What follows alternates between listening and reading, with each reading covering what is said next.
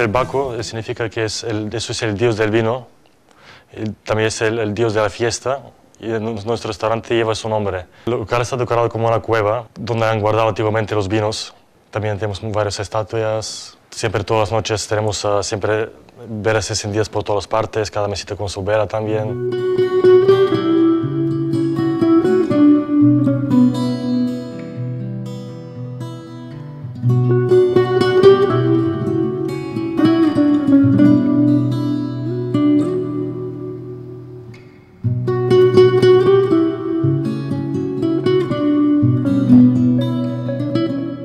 Hacemos comida italiana y española, porque por el mediodía hacemos también, damos una opción de los clientes que vienen de fuera para conocer nuestras paellas.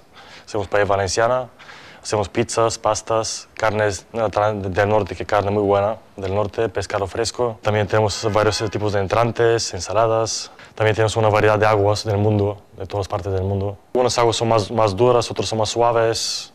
La gente hace la diferencia siempre cuando la pruebas.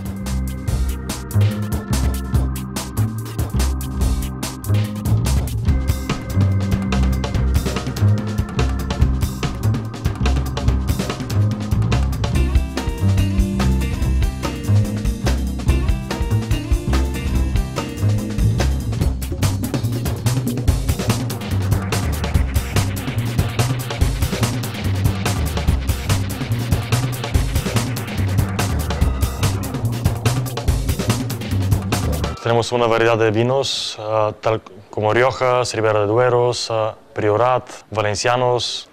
También tenemos mucha variedad de vinos italianos, tintos, rosados y blancos, de todas las partes de Italia. Tenemos varios tipos de cava, valencianos, catalanes, champán de Francia.